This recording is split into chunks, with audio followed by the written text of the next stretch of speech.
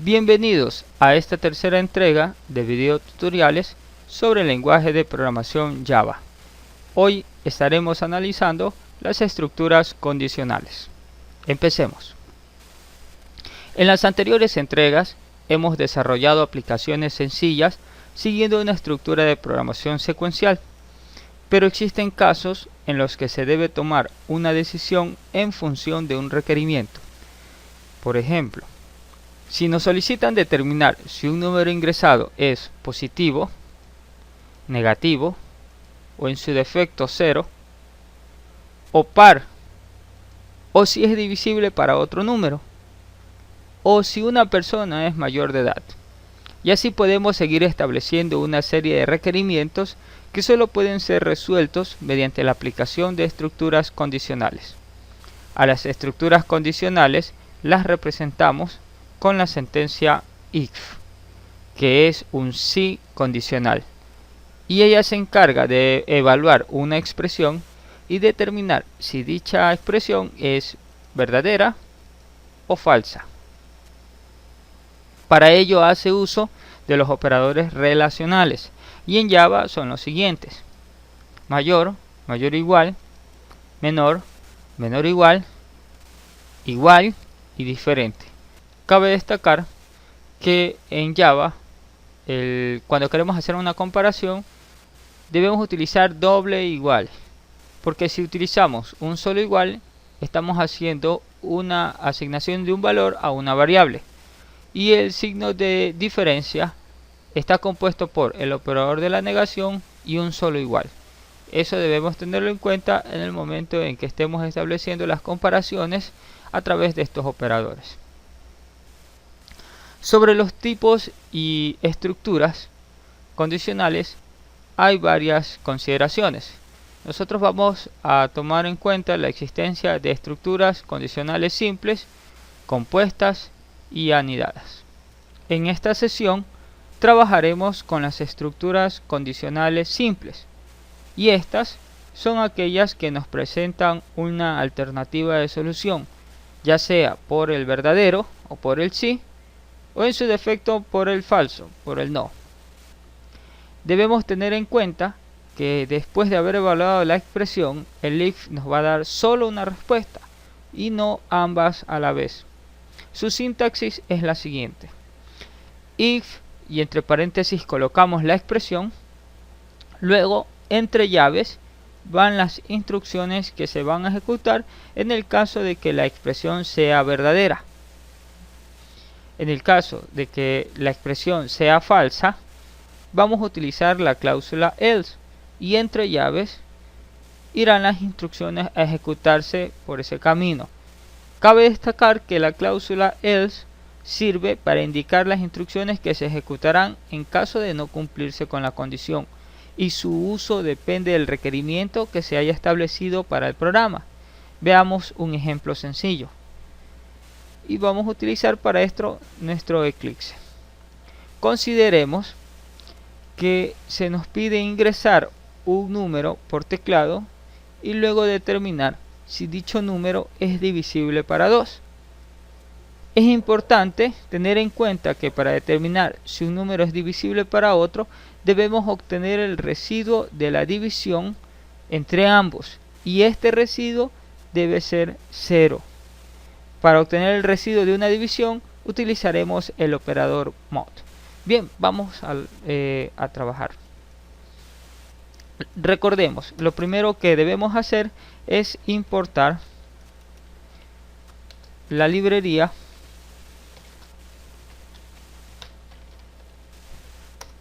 útil con su clase Scanner. Recordemos que esto lo hacemos porque vamos a ingresar datos por teclados, y estos van a ser recogidos y almacenados en una variable. Por lo tanto, debemos de declarar un objeto de tipo Scanner. Lo inicializamos y luego hacemos referencia al dispositivo desde donde se ingresarán los datos. En este caso va a ser el teclado. Luego declaramos las variables. Vamos a declarar una variable para el número y una variable para almacenar el residuo. Esto lo vamos a hacer para este ejemplo. Luego le pedimos al usuario que ingrese el número por teclado. systemout.print y entre comillas el mensaje.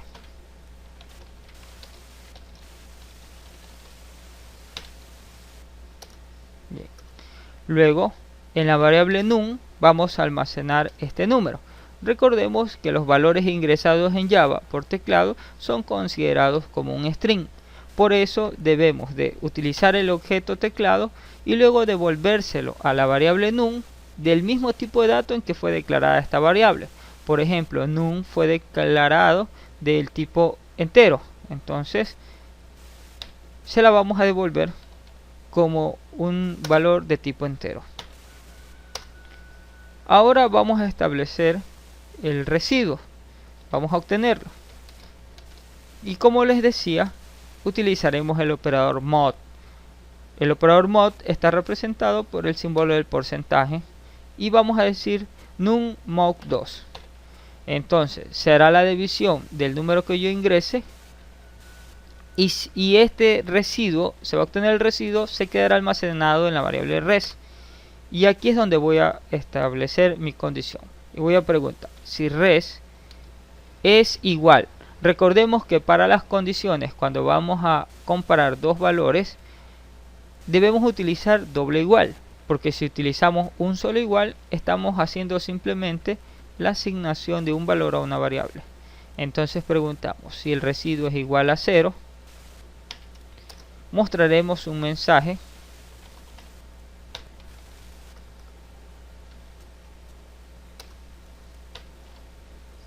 indicándole al usuario que el número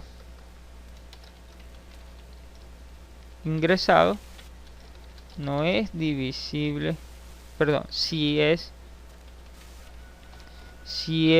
divisible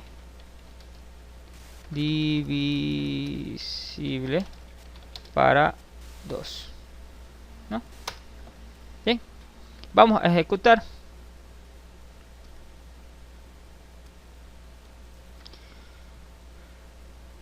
Ingresamos un número, ingresamos el 8 y nos dice que el número ingresado sí es divisible para 2, ¿verdad? Bien, ingresamos otro número, vamos a ingresar el 5, y no nos sale nada. ¿Por qué? Porque en este caso solo estamos considerando aquellos números que sean divisibles para 2 y en ese caso muestre un mensaje. ¿Qué pasa si yo quiero que no solo me indique que el número que yo ingreso es divisible, sino también que me emita un mensaje indicándome que el número que yo ingresé no es divisible?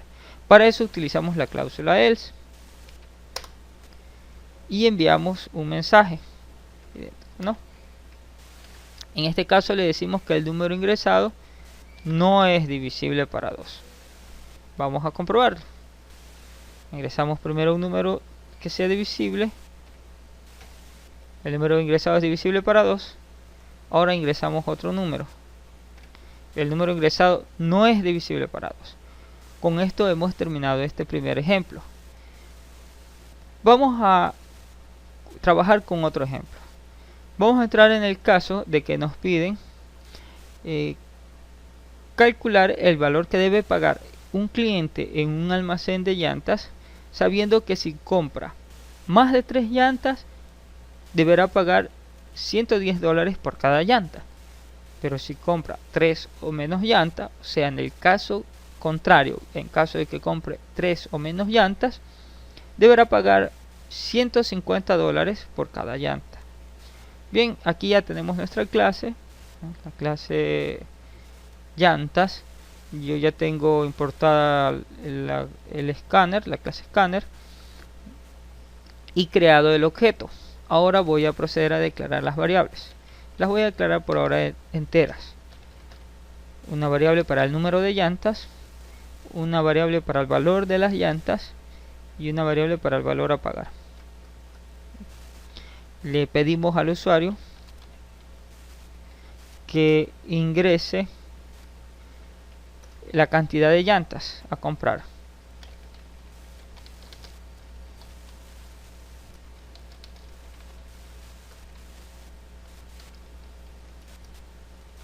y lo almacenamos en el número de llantas, en la variable num. Asimismo, lo devolvemos como un objeto, como un valor de tipo entero. Bien, y aquí establecemos la condición. Ahora vamos a hacer uso de otro de los operadores de comparación. ¿Por qué?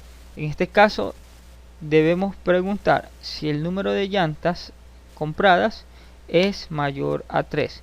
Recordemos que el requerimiento especificaba si compraba más de 3 llantas. Por lo tanto, utilizamos el operador mayor que. Entonces, si el número de llantas es mayor a 3, el valor de las llantas va a ser igual a 110.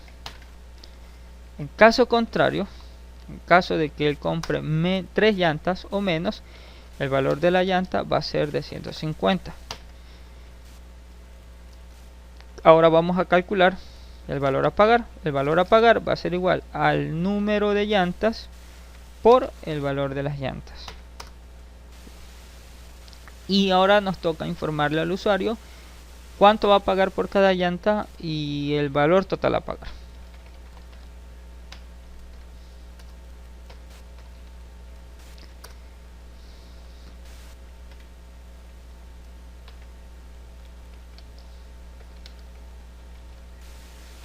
Valor de las llantas.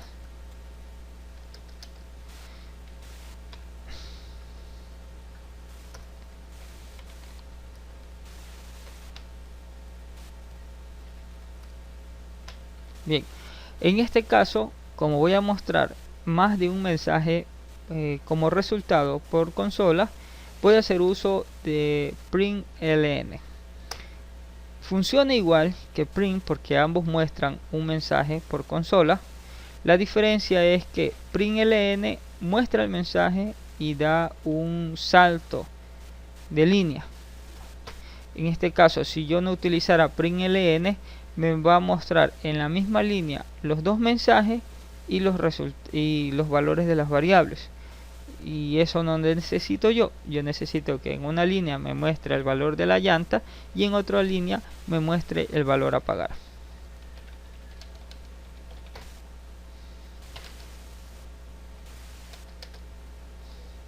Bien, vamos a ejecutar. Si ya está todo, vamos a ejecutar la clase llantas.